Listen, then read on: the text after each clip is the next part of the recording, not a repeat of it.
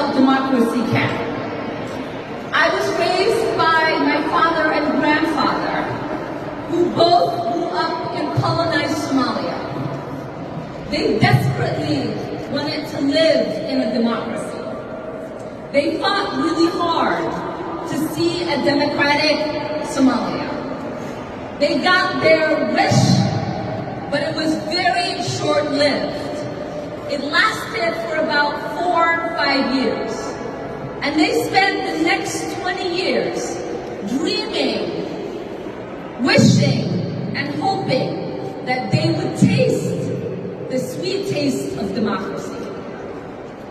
So when the war happened in Somalia and we ultimately were made refugees, we had opportunities to migrate and get resettled in multiple different countries. But my grandfather said we must go to America. And I remember being part of this conversation when I said, why? Why do you not want to go to Sweden? We're being offered to go to Sweden. Why do you not want to go to Canada? We're being offered to go to Canada. Why do you not want to go to any of the other places that we are being offered? And he said, no, I want to go to America because America is where democracy thrives. I want to go to America because America is a place where there is a genius constitution. And I learned when we came to the United States what the genius of our Constitution is. That it is one that wasn't fully formed, but one that was supposed to be subjected to reform. And it is because of that, it is because of the genius of our Constitution that Black people have been able to fight for their right to access the ballot box.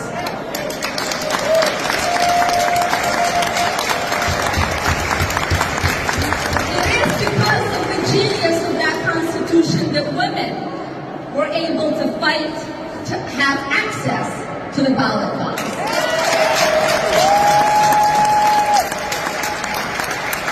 It is because of the genius of that Constitution that allowed an immigrant, a refugee young girl to become a member of Congress.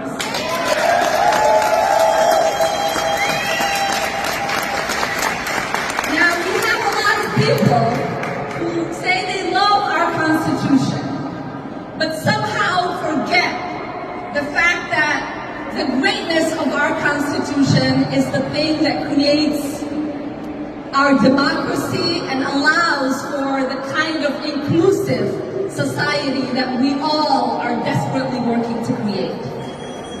So if you are like me, and you are a lover of our democracy, you know that when our democracy is under attack, we stand up and fight back.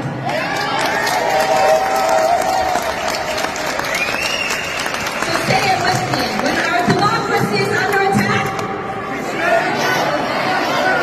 when our democracy is under attack, when our democracy is under attack,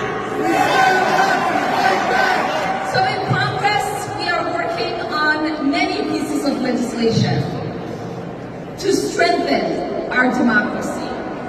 One of those pieces of legislation I had the honor to work on in one of the first press conferences I was involved in before I was even sworn in was the introduction of H.R. 1, For the People Act. And the reason we call this piece of legislation For the People Act is that the strength of our democracy depends on the people, you, the people. So when we get rid of barriers to the ballot box by creating automatic registration, it makes it easier for the people to participate in our democracy.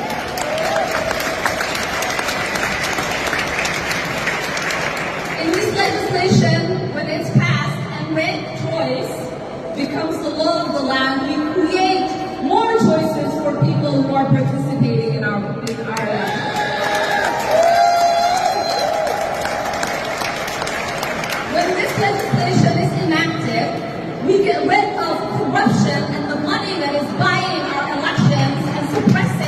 the vote of the people.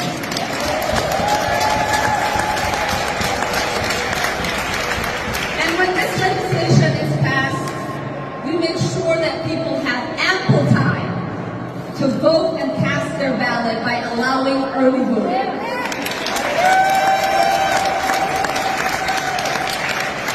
So I know that there are many reforms on a state level and on a federal level that need to be made for our democracy to fully work and function for all of us. But none of those things are going to happen without the people. And so we are going to need every single one of us in this beautiful country to commit to our democracy.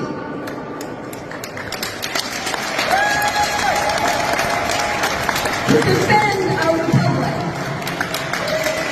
And to make sure that the will of the people is what makes this government for the people work.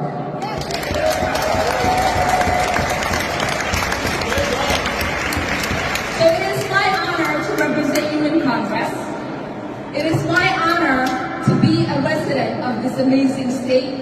And it is my honor to come back to where it all started and to be with the people. Thank you all.